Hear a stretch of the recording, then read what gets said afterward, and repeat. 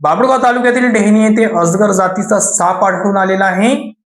बाभुळगाव तालुक्यातील डेहनी क्रमांक 1 येथील सिंचन प्रकल्प कंपनी परिसरात अजगर जातीचा साप आढळून आल्याची माहिती प्राप्त झाली होती.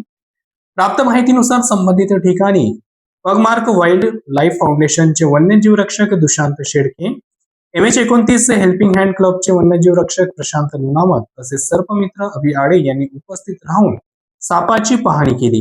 पाहणीनंतर सदर साप हा अजगर असल्याची खात्री करण्यात आली. आवश्यक खबरदारी घेऊन अजगराला सुरक्षितपणे पकडण्यात आले. त्यानंतर वन विभागाकडे आवश्यक नोंद करून अजगरास त्याच्या नैसर्गिक अधिवासात सुरक्षितरित्या सोडण्यात आले.